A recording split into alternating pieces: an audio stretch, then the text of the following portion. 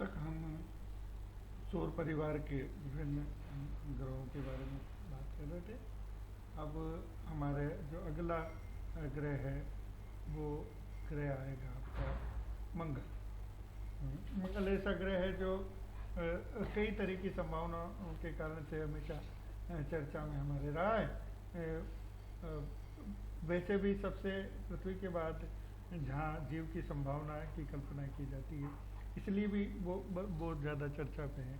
और दुनिया के सब प्रभावशाली जो राष्ट्र हैं जो आपके अंतरिक्ष क्षेत्र में काम कर रहे हैं शोध का, वे सभी लोग कहीं न कहीं मार्स पर, सूर्य, मंगल पर जीव की कल्पना या उसके बारे में बहुत बड़े शोध चल रहे हैं, ताकि उसके बारे में ज़्यादा से ज़्यादा जानकारी प्राप्त की जा सके। तो सौरमंडल के क्रम में अगर सूर्य से बाद के क्रम को अगर ध्यान में रखते हैं तो ये चौथे नंबर का ग्रह है। परिक्रमा में सूर्य की इसको समय लगता है 687 दिन, जहाँ हमको 365 दिन लगते हैं, वहाँ पर इसको परिक्रमा में समय लगता है 687 दिन। इसका औसत घनत्व जो है 3.93 मंगल ग्रह पर एक दिन 24 घंटे 37 मिनट का होता है। ये एक उल्लेखनीय जानकारी हमारे साथ है। ये वो ग्रह है जिसके दो आपके उपग्रह ध्यान में आते हैं। उन दोनों जो उपग्रह है उनका नाम इस प्रकार है। एक का नाम है फोबोस और दूसरे का नाम है डीमोस। सूर्य से दूरी लगभग 22.7 करोड़ के लगभग इनकी वो दूरी है। त्रिज्या जिसको कह सकते हैं हम वो 3390 किलोमीटर है। आकार में 7वां बड़ा ग्रह है, मतलब आकार की दृष्टि से अगर अपन देखेंगे तो 7वां बड़ा ग्रह। अपनी दूरी पर ये लगभग 25 डिग्री का इसका झुकाव है। विनोद जी, मैं 1 मिनट बाद बात करता हूँ, है ना। तो इसका झुकाव जो है वो 25 डिग्री के लिए है। सतह का औसत तापमान जो है वो 555 डिग्री सेल्सियस से लेकर 100 डिग्री सेल्सियस तक रहता है। अब आपको एक बात ध्यान में आई होगी कि जैसे जैसे सूर्य से हमारी दूरी बढ़ रही है, ग्रहों की दूरी बढ़ रही है, वैसे वैसे इसका जो तापमान है वो औसत तापमान कम होता जा। कहाँ बुध का जो तापमान था वो 550 से ज़्यादा डिग्री तापमान था। धीरे धीरे जैसे जैसे आप दूर जा रहे सूर्य की दूरी के कारण से उनका जो तापमान है वो कम होता चला जा रहा है। प्रमुख तत्व रेड ऑक्साइड है यहाँ जो पाए जाते हैं उनमें।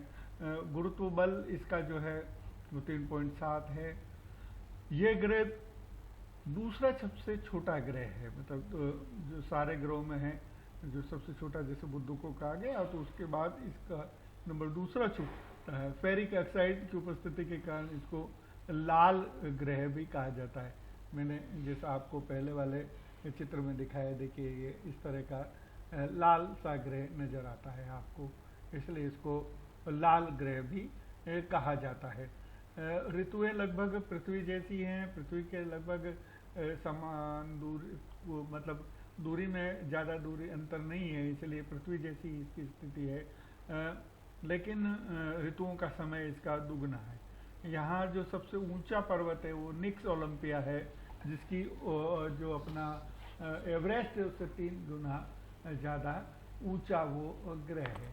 तो ऐसा, और एक दूसरा विषय जो आजकल सबसे आप लोगों के ज़्यादा ध्यान में आता है बार बार, जो कहा जाता है मंगल ग्रह के बारे में जीव की संभावना, क्योंकि यहाँ पर मौसम जैसी संभावनाएं, बरसात और पानी और ऐसी कई चीज़ें जो पृथ्वी से समानता रखती हैं, उनकी उपस्थिति के कारण से इसको ये माना जा रहा है कि यहाँ पर जीव की संभावना हो सकती है।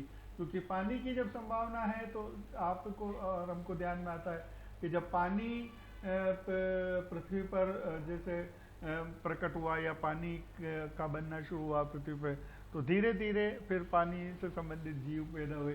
तो वैसे ही जब पानी की उपस्थिति है और मौसम की जो समानता पृथ्वी जैसी है, अनुकूलता है, तो ध्यान में आता है कि कहीं ना कहीं कोई ना कोई ऐसी चीज़ हो सकती है जिसके कारण से यहाँ पर जीव की संभावना हो सकती। तो कई देशों ने, अमेरिका और कई रूस, चाइना ने मंगल ग्रह पर अपने यान भेजकर उनकी खोज, भारत भी इसमें लगा हुआ है। तो जीव की संभावनाओं को या जीवन की संभावनाओं को तलाशा जा रहा है कि मंगल ग्रह पर, और इसकी अन्य ग्रहों के बजाय एकमात्र ऐसा ग्रह है जिस पर इनकी संभावनाएं ज़्यादा है, ऐसा माना जाता है।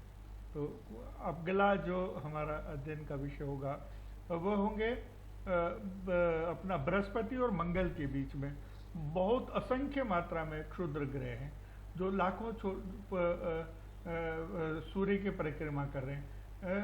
कहा यह जाता है कि ये जो क्षुद्र छोटे छोटे ग्रह हैं आपके एस्ट्रोनॉट्स जिनको कहते हैं, ये कोई एक बड़ा ग्रह रहा होगा जो सूर्य से टूटते वक्त टूटा होगा, लेकिन बहुत अधिक मात्रा में छोटे टुकड़ों में बिखर गया। तो ऐसी स्थिति में वो एक ग्रह छोटे छोटे टुकड़ों में बटा हुआ है, लेकिन वो सब मिलकर भी छोटे छोटे ग्रह भी आपके सूरज की परिक्रमा कर रहे हैं, इसलिए उनको एक क्षुद्र ग्रह नाम दिया गया है। इसमें सबसे बड़ा जो ग्रह है व्यास जिसका सबसे ज़्यादा है, 250 किलोमीटर व्यास, सीरीस नाम का एक ग्रह है जो सबसे अधिक 950 किलोमीटर व्यास का है। वो ऐसे ये जो छोटे ग्रह हैं ये गुरुत्वाकर्षण से खिंचाव के कारण से, या जो मतलब जैसे कहते हैं ना टेढ़े मेढ़े रहे होंगे, लेकिन गुरुत्वाकर्षण के कारण वो अब गोल आकार पा चुके हैं। दूसरे 3 और ग्रह हैं जो 400 किलोमीटर के लगभग जिनका व्यास है, जिसमें वेस्टा है, पेलेस है, हाइजियो है, ऐसे कई और भी ग्रह छोटे छोटे हैं जिनको ज्ञात हुए, उनके नाम भी वैज्ञानिकों ने दिए हैं उनकी की पहचान कर कर।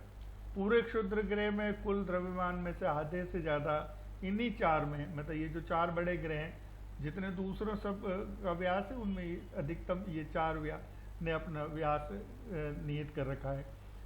बाकी का आकार भिन्न भिन्न है, कुछ तो इतने छोटे हैं कि 10 किलोमीटर, 2-4 किलोमीटर, 5 किलोमीटर तक के भी हैं। धूल के कण के मात्र भी हैं, कुछ तो बहुत छोटे हैं। 1800 ग्रहों का, क्षुद्र ग्रहों का पता लग गया और 5000 का अनुमान है, ऐसा वैज्ञानिकों का कहना है।